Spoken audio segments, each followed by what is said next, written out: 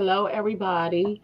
Tonight we have Miss Savannah Chamberlain. So tonight is advocacy. Tonight is Thursday. I think it's the 11th. Correct me. Yes, Thursday, April the 11th. For those that are joining us, welcome. We have two of my co-hosts with me. Of course, I'm Paula Armstrong. I have Morgan Pop, who is 19. I'm married. I have a son, Jeremy, who's 24. We also have my co-host Bunny with me, and I'm in the DMV. I was raised in DC, live in Maryland. We have Bunny. Bunny lives in the Maryland area. She has three kids. She's married. She is the primary caretaker for her grandson Grayson. And we also have Crystal, who grew up in the DMV, but Crystal now lives in Michigan. She's the mom of five. She has a husband, Dave, and so we just want to we thank God for everybody joining us tonight. We wanted to just say hello from all of our co-hosts. Say hello, guys. Hello, And everybody.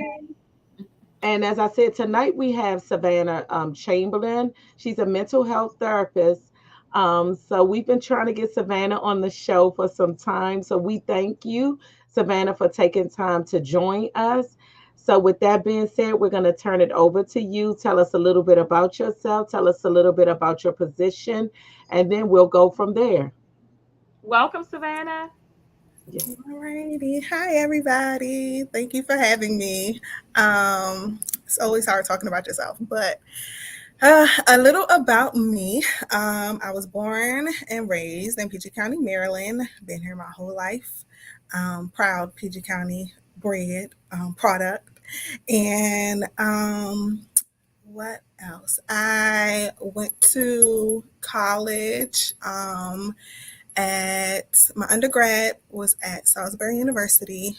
I got my bachelor's degree in social work with a minor in psychology.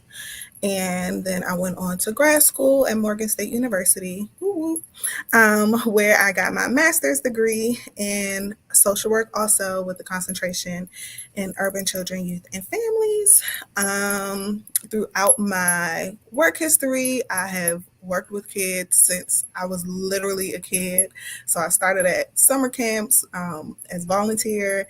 Then I got a job working at a summer camp for my first job, YMCA.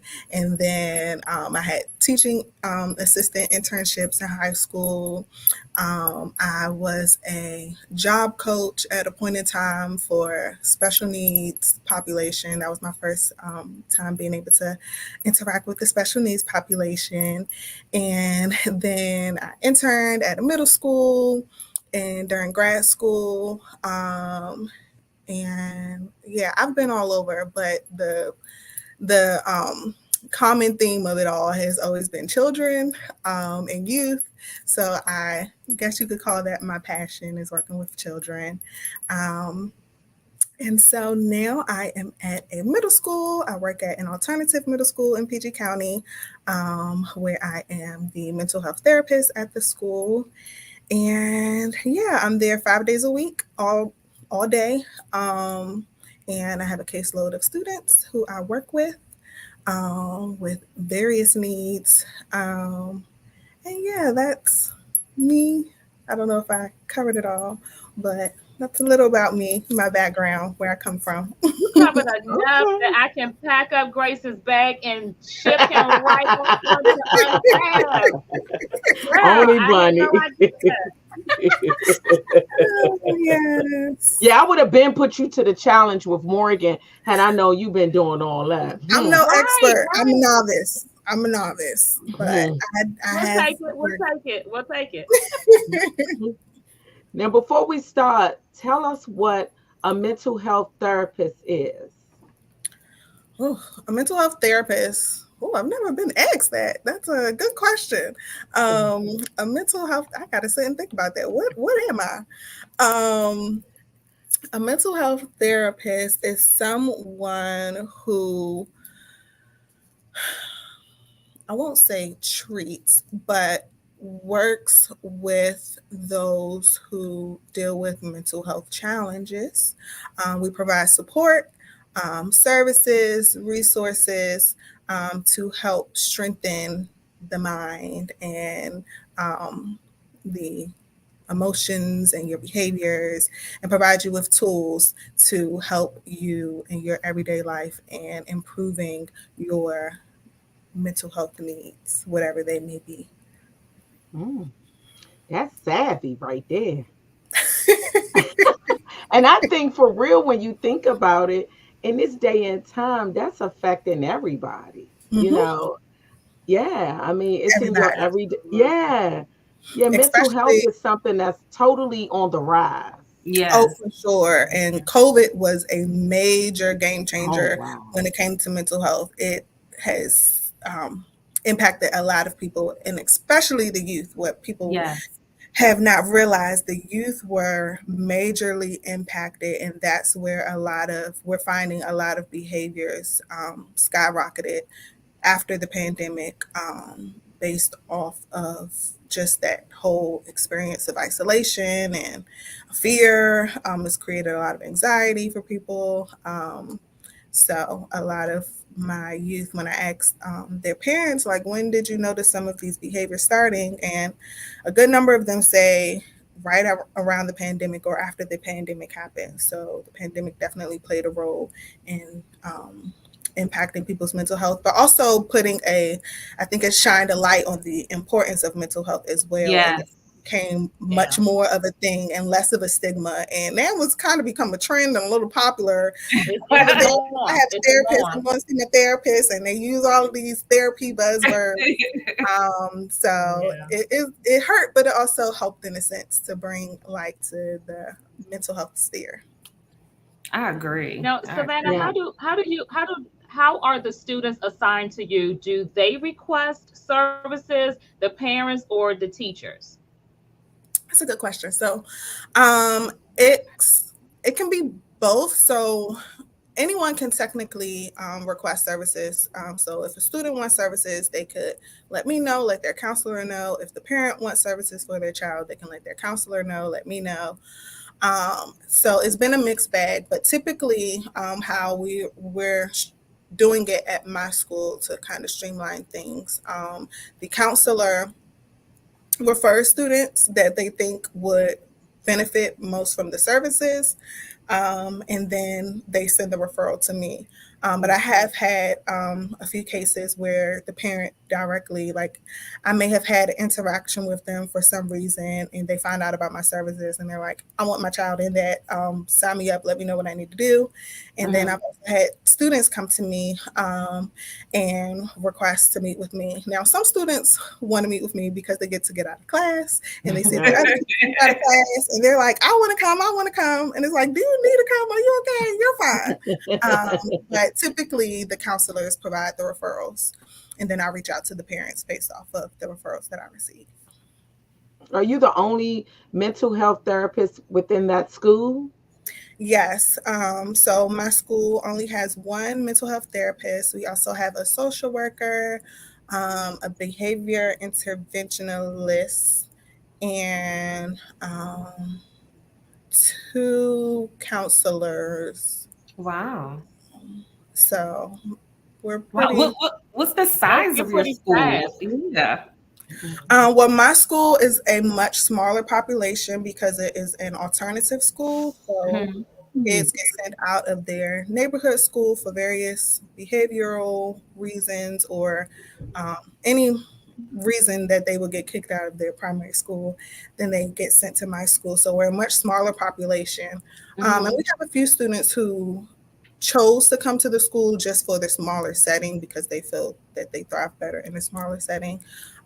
So I would loosely say we have around now maybe 50 students, but That's throughout excellent.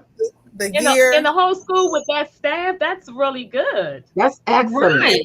we grew to Yes. that. We started out with like five. So the beginning of the year What? starts out super small Two because all the social kids. workers, a behavior person. Wow, that's Right. really good. That's almost like one-on-one care. Yeah. Exactly. Exactly. Yeah. You would think it's great, but even with all the support that we have, we could still use more. What? Especially because But just imagine the bigger schools that Yeah. have less staff than you guys Yeah. have. oh yes, we're Yeah. definitely fortunate. Yes. But because the school that I'm at is more of a high need school, it's like we'll take all any Yeah. and I all can support we can imagine. get. So I even can. though it seems Yeah. like a lot, it's even be more. Wow. um, because a lot of the students have higher needs and need that additional support. So, Now, Okay. how do you begin working with the students? How do you begin to connect with them? Is that something, I know you guys have techniques that, of course, you've learned in school, but what do you find is a strong characteristic for connecting with these kids? mhm. So my primary method, rapport is a huge thing in therapy, especially Mhm. when it comes to children.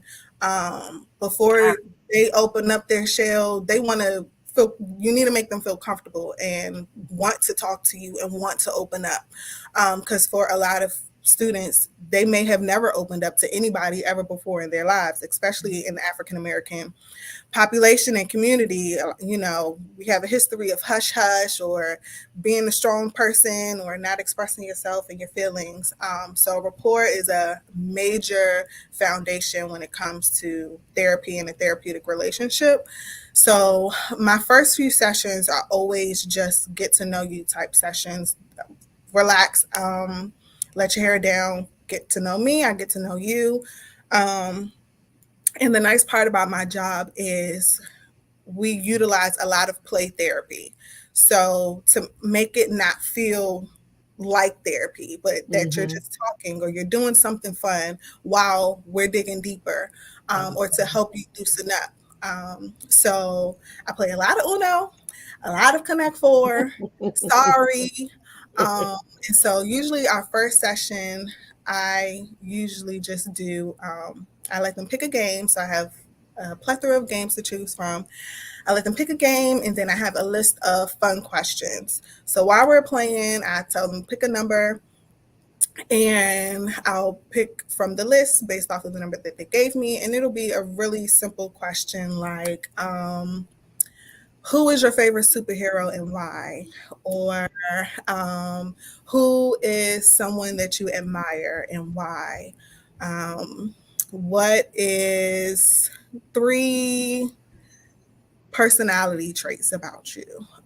So just questions to, again, just to get to know each other. Nothing serious, nothing heavy. And I answer the questions too. And every therapist does things differently. This is just how I do my sessions, starting out. And so I'll typically go first to let them know, like, this is a safe space. I'll tell you some things so that you can tell me some things. And meanwhile, we're playing a game. And so I'm real lax with my clients, with my students, and so if they give me banter while we're playing, I give them banter. So one of the kids, a time before, has we were. I asked them, "What game do you want to play?" And I listed out the different types of games. I say sorry, Uno, and they're like, "Oh, you're about to be sorry." And I was like, "What'd you say? No. No. What'd you say?" I said, "Okay, we'll find out." We ended up playing Uno. Yeah, we ended up playing Uno. The So now we're clapback going has back got and to be forth. strong then. Hmm. Mhm, Oh, mhm. them kids, they will tell it like it is, but I love it because that lets me know that they feel comfortable. Right. Um, and so yeah, so if they're winning, well, usually I'm winning, but Ain't nothing wrong with that. recently the kids have been whipping me in these games. And they like to let you know it. So I'm like, okay, you came to play today. So we just have that banter to really just build that comfortability. Yes. And I always let them know, like, when you're in here, you're never in trouble. This is a space where I'm here to support you, because a lot of times working in the school setting, the staff are authoritative figures. And so Mhm. they get reprimanded a lot from staff. And so I make Okay. it a point to separate myself from being that person. I don't reprimand. I don't, you should have did this. Now I do keep it real with my kids, and I encourage them to do better in certain areas. But I always let them know when you're in here, you're never in trouble. So that's how I try to build that foundation of comfortability. I like I that. love that. I love it. That is I really love. good. And you're and you making them feel comfortable and that and Yes. relatable. So that's really good to have those icebreaker type games, something that they're familiar with. That's really good. Yeah, and it Mhm. makes them want to come back when they realize, Yep. okay, we're not just looking at each other talking all day. And I tell them that Yeah. too. We're not going to look at each other and just talk all day because I don't even like to do that. Like I want to keep it interesting. Um, Yes. So how much and time so do you have with them? typically the session runs about 45 minutes. Mhm. Oh That's wow. the typical time. Once a week, Mm. 45 minutes for each kid. So. Well, Mhm. Do tell they me, do what do they you think? What do you think drove? I'm sorry, Bunny. That's What do okay. you think? What do you think drove you to that career? I'm curious because just you say you have been like taking care of people since you've been a child. You've taken care of kids, but most people have had special needs in their family or something like that that would have kind of led them into this career. What do you think pushed you into this career? Yeah, it's so funny. It was the bottom line is it was really God led. Growing up, I had no concept or mind towards social work. I didn't really know what it is. I mean, I heard about social workers here and there, but it was never on my radar, and especially not therapy. I saw what I saw on TV. I knew there were therapists. They sit in the couch, they have a pen and a pad, and you're laying on the couch and they're just writing and you're talking. That was my concept of it. That was never in my plan or in my vision for my future. I literally stumbled into it. Mhm. So in undergrad, when I was looking for what direction I wanted to take in terms of my major, I just started looking at what my interests were in. And I just in research and on Google, I came across social work and I was like, this sounds like something I would like to do.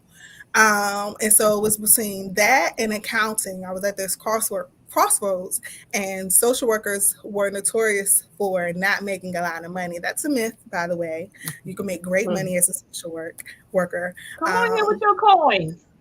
You better let them know. Now, I'm Bunny not. is crazy. I'm just saying in Bunny general, the crazy. opportunities are endless. The opportunities are endless. I can see that, especially in this day and time. Yes, it's Yes, needed. literally, Mhm. we're in every sphere and arena you can imagine, in Mhm. hospitals, in government, in um, uh, nursing homes, the older population, disabilities, finances. Now there are what's it called? Financial therapists or social workers. It's a newer thing that I was made aware Oh, of. So we're wow. literally in every area. Um, but yeah, so I was just trying to determine what I wanted to do.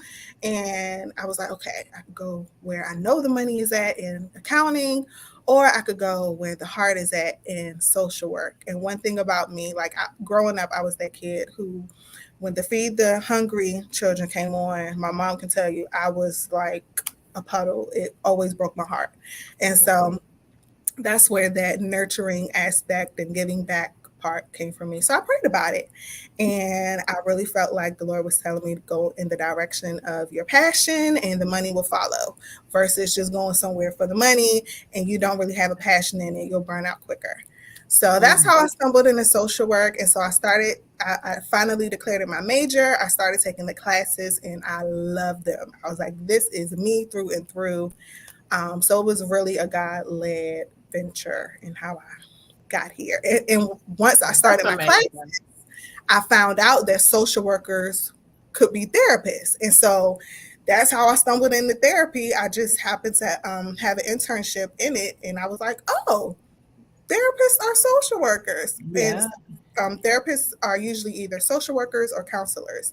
And so that's how I stumbled in it and ended up here. But I never picture that as a child, that I would fall into. Would you ever want to work with adults?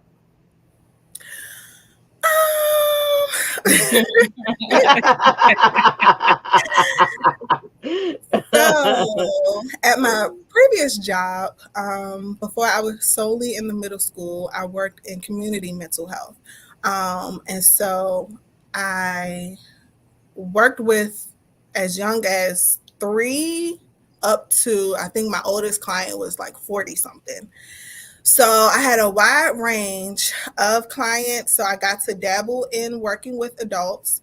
And I think for me, I enjoy the youth. I don't know why. Again, I think it's just a passion thing, but I'm finding that I think as I get older, my age group starts to go up. So as I was younger, I loved working with the babies, kindergarten, that younger elementary population. As I get older, my population goes up. So now I'm in the middle school population. I love also working with high school. I've worked with high school age children before. So that's my area right now. So as I get older, I may end up transitioning over to adults. But right now I like the youth because I don't know. I got great feedback from my adult clients, but I think I just feel most comfortable with the youth right now. But it's not off the table of working with adults in the future. But I'm it's gonna good start that you're showing you working some of the with questions middle too. school Answer them because, at your answer them after yeah, talking about Crystal said all the time, children grow up to be adults. So Yeah. you start working with the children now. As they grow up, they'll remember what you've shared with them and how you work with them. Oh, yes. So, Yeah. Mhm. Yes. Mhm. So I have a quick question about like in the school system, what are some of the issues that you like are commonly addressing with students? So a major one is anger, aggression, trauma background, grief. I say pretty much I think, well, I won't say most children. Speaking for my population at the school that I work at, I believe the majority of them have some form of trauma history, whether big or small, and some of them are major.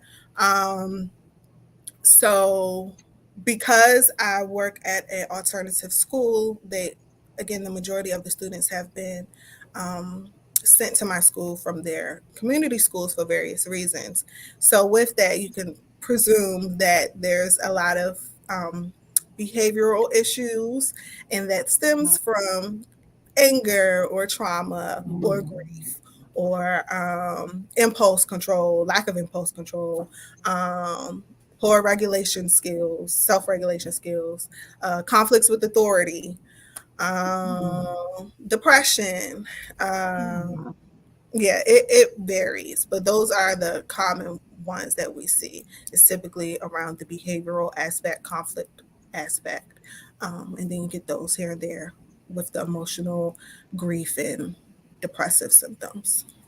Wow, because I'm you're thinking like dealing with middle a lot, school. Savannah. Yeah, middle school, Wow. you're also dealing with hormones, puberty, that change. And like when I think of like, I have a middle schooler, he's in 6th grade, also dealing, trying to find your identity, a friend, just so many factors go into just that middle school age already. And then when you said anger and you said that was the first thing, I just been having a couple of behavioral problems this school year with my son. And, he expressed to me yesterday, like, Mom, I just want the anger to get out of me. And I was like, oh, okay. And I was like, well, what's angering you? And he said this phrase, and I'm like, who he been talking to? He was like, I think we kind of understand he's having a hard time with relating to his peers and friendship. But he said, I said, well, what do you think is causing you to be so angry? He was like, I'm having a challenging time adopting relationships. That's deep. I know. I was like, listen to my 12-year-old. To articulate that. That's awesome. he is on the spectrum, and I do know that in those moments of behavior, we're just having I just think it's hard for him to self-regulate in that moment, and he needs a minute to process because he's always so apologetic. Like, I'm sorry for yelling, I didn't mean to scream, I'm sorry, but in the moment that's what comes out, and so we're working with him really a whole lot. But I just was thinking like, my poor baby, like that. And look, mama got hair under my arms. Oh my goodness. You're right. So much he's identifying, his body's changing. Yeah. He can't fully express, and when you think of like kids that may have different needs, and then you think of like neurotypical kids, and you just think of any kid, like everybody's going through something. Some kids can better express, some kids can better regulate themselves, and some kids are just really, really having a hard time. And then you're right there with that age group. That's that. Awkward. God bless you, Savannah, because middle school is like the area I would. Now, I'm a former teacher. Yeah. I don't think I would want to be in the middle school. I would want to go to high school. Yeah, that's that age group that you kind of just skip. Yeah, that's what most people say. They avoid the middle school group. Yeah, it's a lot. It's a lot, and for you that to be on your heart, and you develop that relationship, with them, and that care, that genuineness, that what they're looking for, and my son has a very good relationship with his social worker and his speech therapist. He likes going to their office. I think they have great fidgets. That's why. Yes, they love the fidgets. I keep them on deck. But do yes, you ever feel afraid? Afraid? When I first started working there, I was probably on much higher alert. Just because of, again, the nature of the school. We have kids with criminal backgrounds. They've been to jail. They've been arrested. They have drug history, weapons. They get sent to school for weapons and all things, literally the whole gamut. So when I first started, I was on like high alert, but now when you work with them, they're regular children. They're just like any other children. They make poor choices and decisions. But I'll literally be in sessions asking a kid about them breaking in somebody's car last week.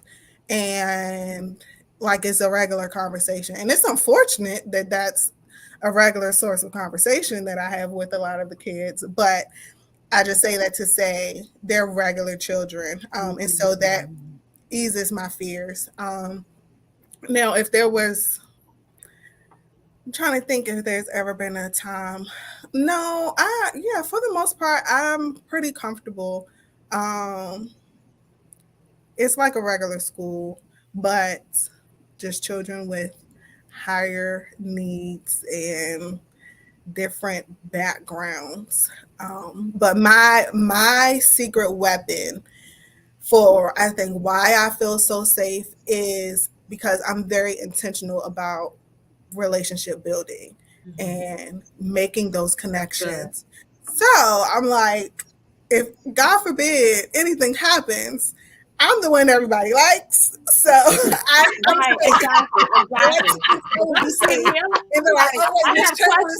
her alone. I like that. That's right. That's so right. She has the games and the fidgets, so we exactly like cool. Leave her alone. She's cool, and God will cover you like that. But with everything that's on you emotionally, how do you handle that? Because that's heavy. That's they're offloading onto you, and that's a lot of. Oh, there's the question. That's what I just said. LaShawn just put that question in there. How do you separate yourself emotionally? And I'm going to get to the other questions. It was just, I put this up because Bunny was asking this. I get that question a lot too. Like, do you take all that home with you? For the most part, again, I think that's also why it's just so important to be God led in the directions that we take in our lives. Because I really feel when people ask me that question, I always say, I believe God has really given me a grace for it. To where when I'm home, I'm usually so tired and like over the day that my brain, I'm able to leave everything that I've talked about with the kids at school. And also, again, this might be an unfortunate reason, but because a lot of those things that to everyone else seems like such a shocker, oh my goodness, you hear about these things and this happened and this student did that. For me, it's normalized. That's but kind of dangerous, though. Yeah, it's yeah, it can be but kind of dangerous. Yeah. But I really think it just boils down to the Lord has given me a supernatural grace to where I'm able to, where it doesn't really impact me once I leave. And even when the kids are talking to me about it, it's just like oh, okay, you did that. Oh, okay, that happened. Tell me about that. So Wow. I think what I take most home with me is the workload, the paperwork aspect. That stresses me out more than the meetings that I have with the children. It's the back end stuff. That's what I take home, and that's what takes me out of here and stresses me out. But the interactions that I have with the students, thankfully, they don't keep me up at night. I'm not ruminating on them, and I'm able to turn that off once I'm gone. Now, real quick, because I know my mom has had this. She had this question for some time. Let's just throw that the ages real quick. What's the age groups? So I have the middle school is 6th to 8th grade. So around 11 to like 14 or 15. Yes, around there. But we have some higher age students, that are still there. So up to the ones that they had to repeat, those ones they had to repeat. Playing those games and getting them fidgets. That's what it is. That's what it is. That's what it is. But one thing I know for sure. Yeah, we also deal with some truancy that impacts their academics, and sometimes they got to stay back because they're not coming to school. So okay, I can see that. I know for sure now that we all know what you actually do, what your career is, because I had no idea that. I know that I did know that you were a social worker, but when you add the mental health part of it in there, and then you're at an alternative school. But just know this platform, everybody know now, so many people going to be praying for you. Your protection, your everything now, because it's like, you're right, yes, it's like, no, Lord, really cover Savannah. Yeah, cover Savannah. Because we had no idea. Like you're walking into some situations that, it could be good, it could not be so good. So I applaud you. And I can't live in fear because it would impact the work that I do if I was fearful. And so I think that's also why initially I had to learn to shut that off, because otherwise it'll impact the work that I do. I'll be skeptical of everything and just on edge with the children, not allowing them to really connect with me. So I have to shut that piece off. I can't see them as criminals or anything like that. They're regular children who just need support. That's good. That's awesome. But we got you covered though, sis. We got you covered. Thank you. And do you take notes while you're there? Somebody says that, because I know, and I guess they're coming from the standpoint that you're supposed to be somewhat confidential with a lot of that information. So that's where I guess Barbara's coming from.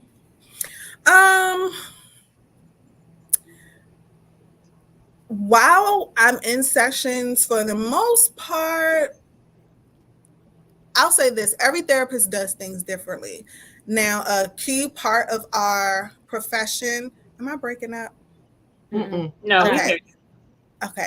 A key part of our profession is documentation. So after each session, we have to document what was done in that session. It doesn't have to incorporate a lot of details. Some therapists write more than others. Some therapists write very general ideas. For the most part, they encourage us to keep it generalized, but we have to keep a note. It's like how when you go to the doctors and your doctor writes a note of what you all did and that doctor's meeting, it's the same thing when it comes to therapy. We have to document in general what we worked on, because we have a treatment plan that we develop with the client. And so the notes document how we're making progress or not making progress towards the goals in the treatment plan. And it's a record that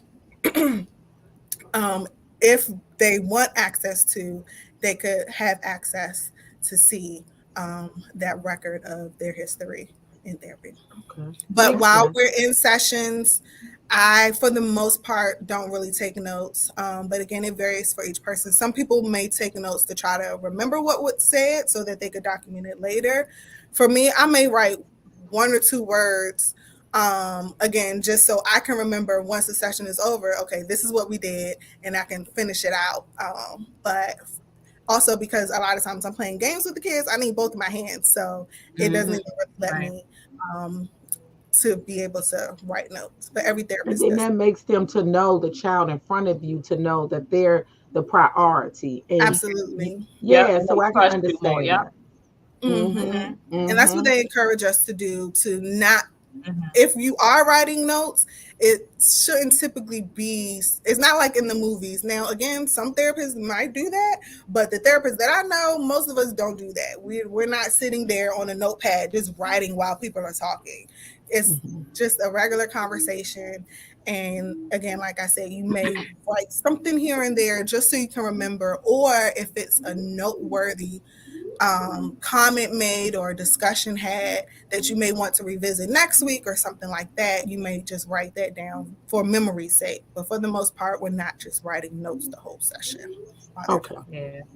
Yeah. Okay.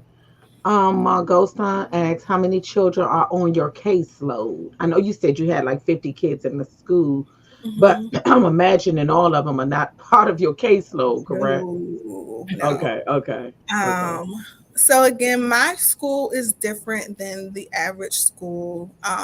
So my numbers are different than other numbers. And Mhm. again, all therapists are different, depending upon which population you're in. So when I was in community mental health in my previous job, my numbers were crazy.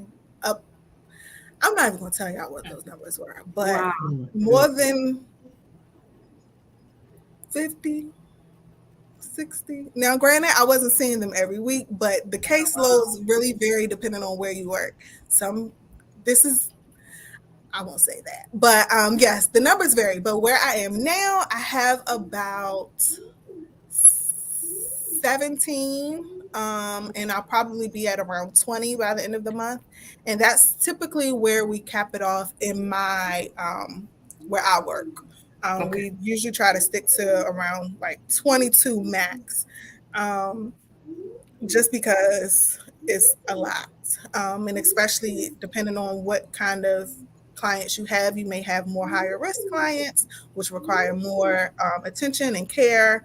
Um, and then we also do groups. Some therapists in the schools do groups. So when I had a lower caseload number and I was still building the clients, I was doing a anger management group. So that consisted of, I think, 5 students. So while I was seeing my individual clients, I was meeting with the group weekly. So it varies, but right now I'm at around 16, 17 students. Okay. Well, And you'll keep I those definitely. students throughout the school year.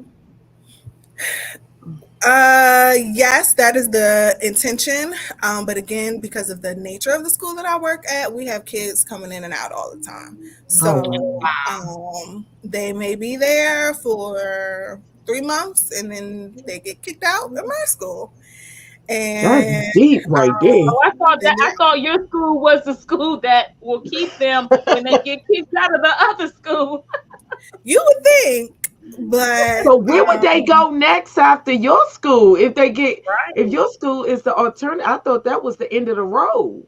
right. so some children get placed on virtual school. So if their behaviors are just they not conducive to the environment, they'll get placed on virtual learning. And then there are some students who who may need a more specialized care, and so we're not able to meet the needs that they need more attention for. So we've had students who get referred to, I can't remember what they're called, but they're schools that you have to have like interviews for, and they have special buses to come pick you up. So it's more one-on-one specialized care that they Oh, wow. do. And it's So in PG County?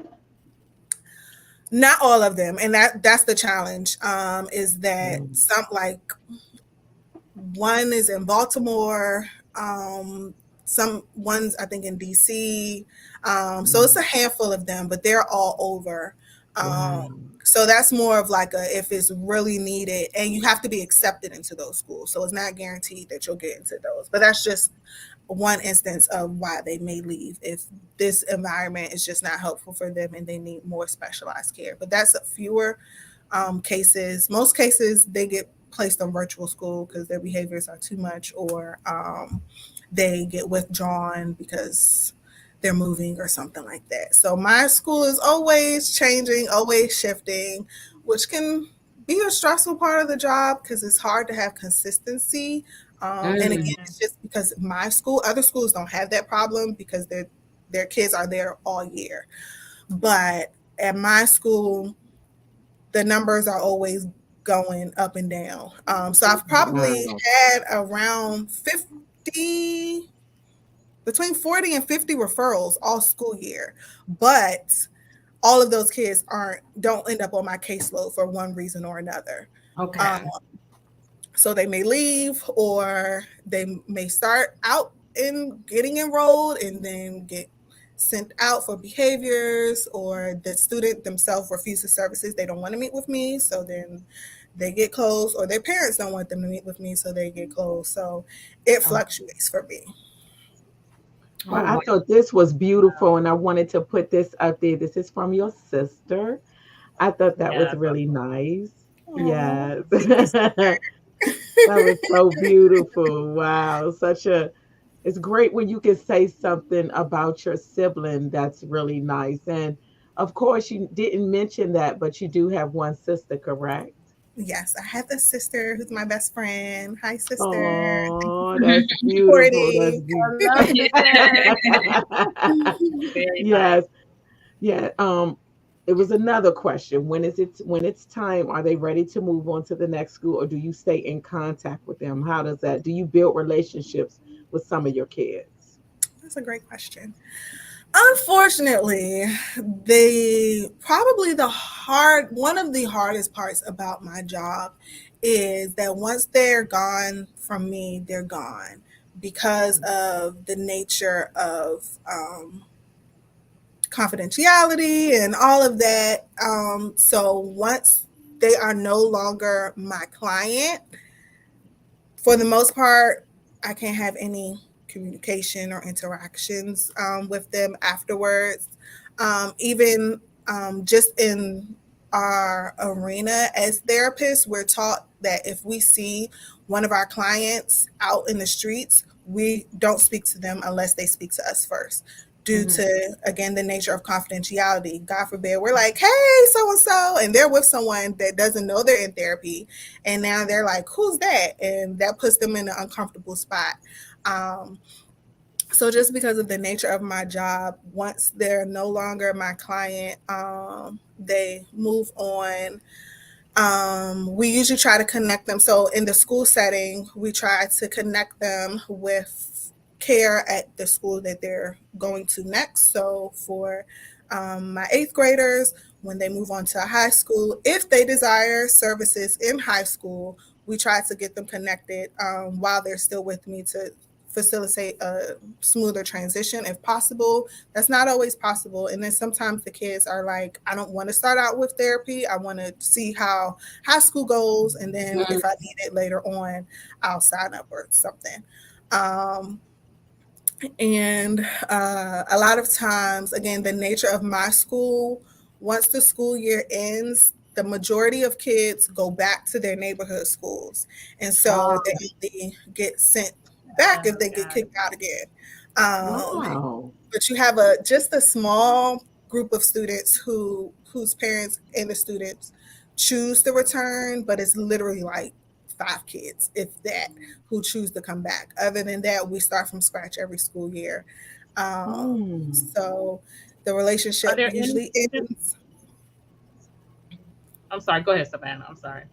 The relationship usually ends once they leave, but we just try to, have that conversation once they're nearing the end of what transition looks like, preparing them for the next steps. But that is definitely a hard part of the job, because once you work with some kids for so long, it's like, I want to see what you turn out to be. I want to see how you grow up. I hope that you're taking these things that we talk about and you grow and you blossom in high school or whenever. And at a previous job, I've had clients cry because they know they won't be able to talk to me anymore. And I had a dad cry before. He was like, my child has just grown so much, and thank you so much. And it's hard. Saying goodbye is always the hardest part. I can imagine. I mean, and it's a bittersweet because you're happy that they're progressing, but like you say, you formed a relationship with them. I can only imagine. Wow. Absolutely. And for some clients, this is their first safe space. And so there's a attachment to that. And that client that I was referring to, like that had that tearful goodbye. They were a very closed individual. And so for them to be able to open up with me was huge. And so when I left that job, that's how that relationship had to end, because I moved on. But that was really hard because in a sense, I was that person for them that they felt they could be most comfortable with and they opened up to. So it's definitely hard, but I can imagine. with the territory. Yeah. There's another question. Have you ever had to involve CPS? I did want to hear that. I was going to ask you that too. Yeah, I recently had to make a CPS report. Thankfully and surprisingly, I don't have to make a lot of them. This was my first one all school year, whereas other schools, the therapists at other schools, they're making them bi-weekly almost, or once a month. They are more frequently having to make CPS referrals for various reasons. I think I'm fortunate because other staff at my school usually hear about whatever the issue is first. And so they're the ones that make the report. So by the time it gets to me, the report has already been made, so I don't have to make it. But there are some instances where I'm the first to hear whatever has happened, and then I have to make the report. So I do make CPS reports. That's also one of the worst parts of my job, because that's a stigma that, people see social workers, oh, they're the baby snatchers, or they break up families and things like that.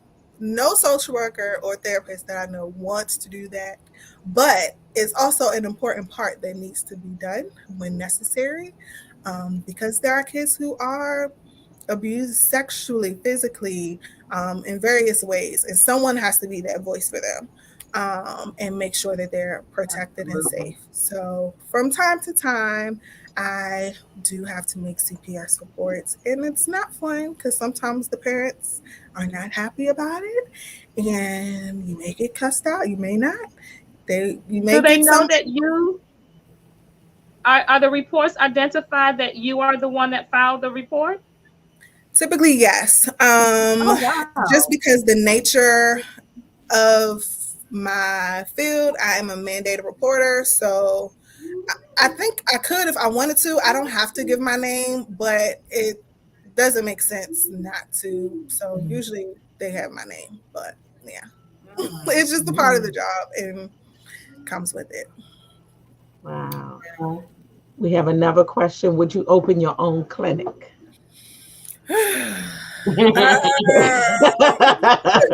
That's another question I get asked a lot. Once upon a time, I said absolutely not. As I get older, maybe.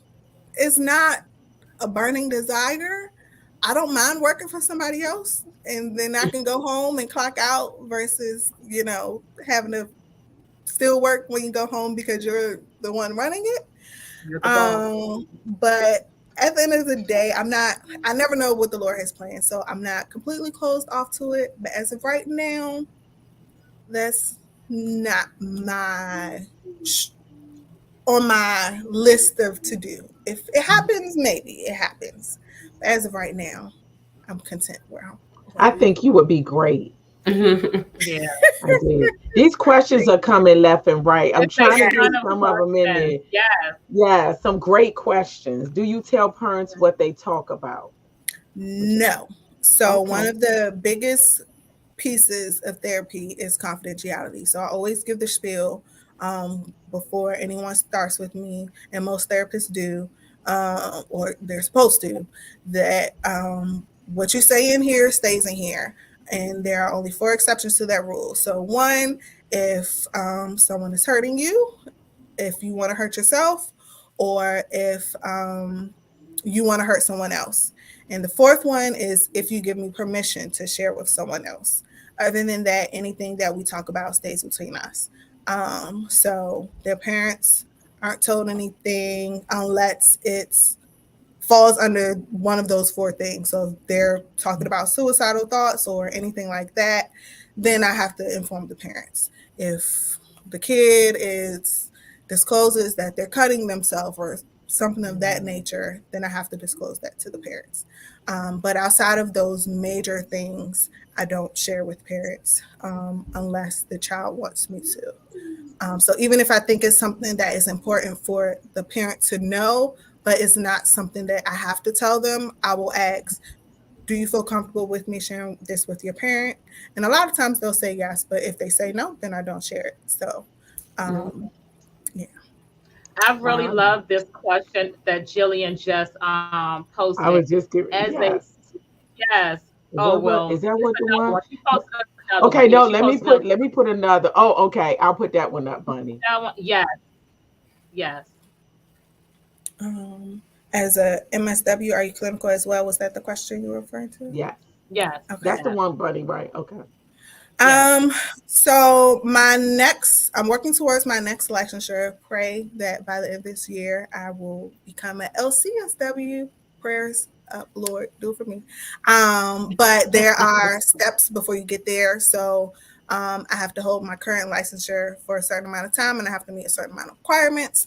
And I have just about met those requirements. So then I will apply to sit for the next exam to get my clinical license, so that once I get that license, I won't have to be under anyone's supervision. At that point, I could open my own practice if I wanted to, start developing my own clientele if I desire to. And that would be amazing, Savannah. It really would be. That was a very good question, because I think you are awesome in everything that I'm learning that you do in your career. This is amazing. You're so humble. That's the thing. When I started talking to her, I'm like, oh, we got to have you on the show. She was like, but I'm not doing anything important. I'm like, oh, yes, you are. This is awesome. You are important. This is awesome. And I'm going to say this as a parent.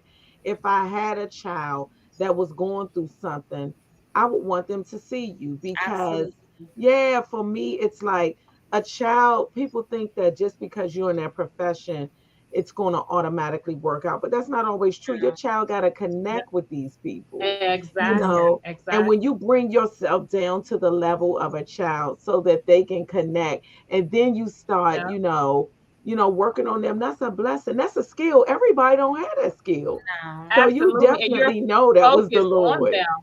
Yeah. You're focused. You're not taking notes. You remember what's going on in the sessions so that you can refer back to notes later. So that's one good thing, that they see that you are present, you are paying attention, you're engaging with them. And that's so important for that age group. It is. I guess one of my greatest takeaways is that you will always be memorable to your students. You know, Yes. as I move along in life, I have teachers and certain people that are so memorable to me and how they impacted my life. And I could see that the work you're doing with the students that come in contact with you, you are memorable. You will have an effect on them later in life that you say you won't be able to see it, but you are affecting them. I think you're awesome. Oh, Your name will be spoken in many households. They will remember your name. And I remember in the middle school era, I will say that was most people, that was an awkward stage. I can honestly say that was a major awkward stage for me. There were a lot of things that I was going through that at that time, we didn't even have those people in our school, but I would have I would have loved to have someone like you that I could talk to, confide in and know it won't be repeated. So all of this stuff is new age stuff, but we needed it even back in our day. We still need it. Yeah, I need it today. Yeah. Right. Are you willing and that's to? a big thing for me. Yeah. Go ahead. I was just going to say, and that's a big thing for me. If nothing else, I just want to be a safe space that they might not have in their life, even if they, because a lot of times in middle school, you won't see drastic behavioral changes because that is, like you all have said, that is just such a hormonal age. They're growing, they're learning, they want to be liked, they're going to give into peer pressure because that's their age group. When I was in middle school, that was that age where that was a different Savannah. Middle school. But once I got out of middle school, I got my senses back. And I was like, girl, that is my truth. Act right.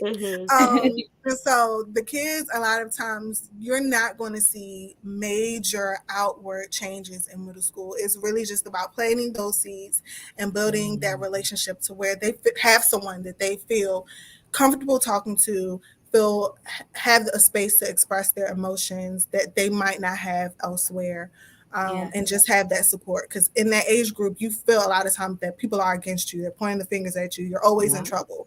And so I just want to give that space to where, they feel comfortable.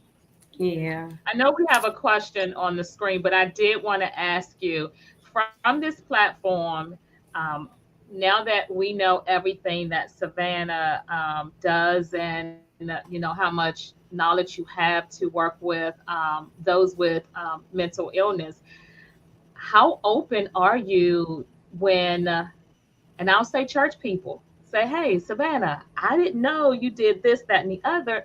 Can I bring my kid to you? How open are you? Because you may want to set the expectations now, like, this is my job, but it's not what I want to do outside of my job. So you may want to set the expectation, because I'll just pack Grayson up a little lunch and just drop him off. That's where Bunny coming from. I just know why. Yes, I'm laughing because I've definitely had parents come and ask, could their kids see me for therapy? And one thing about my job, we cannot work with people that we know. Again, because repeat that again for the ones in the back. We cannot do therapy with people that we know or have relationships with. So if you see this and you know me, I cannot treat your child in any form or fashion. If I have access to some referrals, I can provide you with the referrals for other therapeutic places that you can go. But they cannot see me. But I'm always open to, no. I was going to say having those chats with the kids, but no, because then it'll turn into something else. So I'll rather just recommend you to your own therapist. And like you said, those boundaries. Yes, gotta have those boundaries. That's boundaries. That's it. Yes, outside of work. If they start confiding in you, you may not be able to turn that switch on. Oh yeah, no, can't have that. Right. So if you need a referral, if I know, I can provide you with a list of referrals of PG County therapy places. So you kind of answering that question, right? That's what I was about to say. But I think from a school standpoint, can you do that same thing? I think that's what Jillian is asking, I guess, for your students at school. In terms of referring to other therapeutic services or out of the school, what do you think? I'm assuming, Jillian, you're talking about her referring. What I was thinking of is like, okay, say they're working with you on something and you feel as though they may benefit from additional therapies outside of school. That's what I'm thinking, Jillian, that you're saying. Yes. So for sure, we definitely do that all the time. So Okay. some children, if we get a referral and we feel that it's not a good fit, we will refer them because some students may require a more higher form of care. Because again, I'm only in the school, so I'm not a therapist that you're going to be calling all day, any time of day. Once I'm out of school, I'm out. So some clients may need that. She said, I'm out. I'm out. Oh yeah, I'm out. That Hey. phone is off. Don't call me. Don't text me. I won't see it. And yeah, one of my boundaries, I don't even give my kids my phone number. We're not doing that. I wouldn't either. Oh, absolutely. My work phone, Well, that phone. No. The parents have it if they need to reach me, but no. So some students may need 24/7 because there are supports that provide 24/7 care. If you're in a crisis, you can call. If you need someone to talk to any time of the day, you can call. So if they need a higher form of care, then we will refer out. We also do support services. So they may be meeting with me and then we refer them to a PRP person who provides care in the home. They may take them out. And so we collaborate on their treatment goals and they provide the more practical everyday life application. So we do refer out for various needs depending on the situation and the student. I want you to know that, and I know you have a Facebook page. Angelina, she said she's a witness. You have helped children. You have so many positive comments on here, just, giving you a high five, saying you're doing a great job. And I will definitely second that. I didn't know all that you did. Of course, when me and Savannah initially talked, I told her, I said, save it for the show. I said, I want to hear it just like everybody else. But I did get a little bit, and I was like, we got to have you on here. But, I just want to say thank you. Thank you. Yes. Thank you, because I think sometimes young people don't think about other young people. And that's just amazing to me that you have just denied yourself in so many ways, and you have gone out. And it's, to me, these types of jobs for sure is a servant position. And I think you're doing such a great job. And like Bunny said, when you said too that you're planting seeds, it's like you're planting seeds. And, I believe that God is going to do the increase. So I thank God that He has you in these schools. He has you as a voice for these kids, and that you are you're listening ear for these kids. These days they need that, because if we don't get them, a lot of the times the parents, we have a lot of people that have mental issues, and a lot of them didn't get what they were needing when they were young. So we definitely want to address the mental needs of our children. I think that's very important. And, I just want to say thank you for that. Thank you. Thank you. Those are my closing remarks. Bunny and Crystal, do y'all have any closing remarks? Oh, I've enjoyed everything that I just saw a message pop up. Did her mom just post something? Paula, it popped on the screen really quickly. Do you see a message from Vivian? I don't. But Vivian, if you popped up on the screen really quick. Man, I know your mom had. It's right there on private chat. Just like on private chat. Okay. Oh, let me look on the private chat. Oh my goodness, I gotta read this. Savannah has had a tender heart for others since being a young child. As her mom, bringing it to her attention, steering her in Greater Morning Star, make the most of high school program. Plug. Okay, I ain't gonna read everything. And the tools they use to help determine the areas of strength, personality, and passions to help guide students for next steps after high school were very instrumental when you stick to the free programs. Oh, okay. Her master's degree is a specialty with youth and families. We praise God for the blessing she is. Oh, that's wonderful. That is wonderful. That is so wonderful. Yes, that is so. Oh, you have, good Lord. There are so many comments in here. Savannah, I want you to take the time to go back and look at all the positive comments that you're receiving, all of them. So Bunny and Crystal, you say some, and then Savannah, we're gonna let you close it out. Give us some closing words after Bunny and Crystal. Crystal, I Well, know I you just were want to say saying thank something. you. I'm sorry. Oh, sorry. Go ahead, Crystal. That's right. Go ahead. No, I was just saying I've really enjoyed Savannah. I enjoy the work that she's doing in her school and the heart that she has towards students that have a lot of issues that are going on. And so those are the people that you want to meet in life. And those are the people that I want my children to come in contact with. Mm-hmm. And talking with Savannah this evening is very it encourages my heart to know people like that are definitely out there really wanting to support our children in a very positive way, providing a safe place, which is security for them. And it's very meaningful. So I really appreciate you. Yes. Definitely. And I second what Crystal said and what Paula said. It's the safe space that our children really need. A lot of times they don't feel safe at home. They don't feel safe with other adults. But when you provide an environment, a space where they can come in, have fun, you let your hair down, you put the pen and paper down, and you engage with them, that's what they need. So even at your tender age, you get it. You are relatable to them.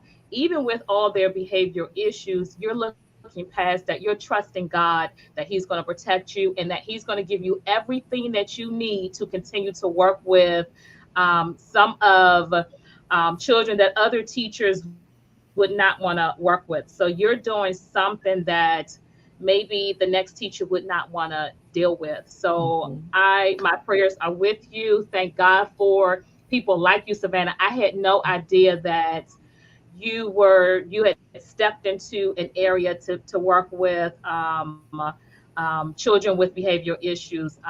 As I think about my own grandson with autism and other issues that follow with him with behavior issues, I thank God for people like you. And I just pray that um, you won't be the only one that has a heart and a passion for that there will be some coming behind you and that will take the stand to work with these kids because we still need to see them just like we see what they consider the normal child. We still need to see them as well. So thank you for everything that you're doing. We will pray your strength and definitely you have our support. This has just been awesome. Thank you for sharing. Yes, Savannah. Yes, Savannah. Thank I you. had no idea. No, I didn't either. Well, Savannah, can you give us some parting words? Just say something to your fan base because you got a fan base. Right. I can't read it all. I'm a fan now. I'm a fan. I'll go back and read everything, but I first want to just say thank you for having me, for thinking of me worthy enough to be on such an amazing platform. I appreciate you and the work that you're doing in such an underserved population, doing putting this together to really try to meet that need. So kudos to you, Sister Paula, Bunny, Sister Crystal, for the work that you're doing. And again, just thank you for having me. I'm super humbled and grateful. And I hope something was said that was encouraging or helpful or even inspire someone to seek out therapy for their own child. There are definitely many other therapists out there with the similar heart and passion. A lot of my co-therapists at other schools, they are very passionate about the work that they do. So they are out there. You just have to seek them out. And if it's not a good fit, we always encourage you to find the best fit for you.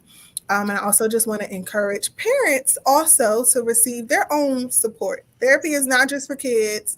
Absolutely. Especially a lot of their challenges and traumas stem from parents. That's the unfortunate truth. And the parents a lot of times don't see what they need to work on. So I encourage the parents out there to do their own work and discover ways of how they could, support them own selves mentally and emotionally so that they can pour into their children and be better supports for them. And that's all that I had. I love that. That was wonderful. I love it. Wonderful. Yes. Yeah. Well, Thanks again, Savannah. I appreciate you agreeing to come on. And ultimately, I want to thank God because for those that didn't know, before we were getting on, I've been having problems with my internet all day. Savannah was having problems with hers. But guess what? God wanted this message to come across, and it did. So I was praying like, Lord, please don't let us be interrupted. But look at God, how we just had no problems with our internet. Yes. So this was meant to happen. So again, thank you, everybody. Thank you guys for joining. Savannah, please go look at your comments. And I think it's just wonderful because sometimes we all downplay how important we are, but we all play a role. And this is just everybody giving you your kudos, giving you your flowers while you're here.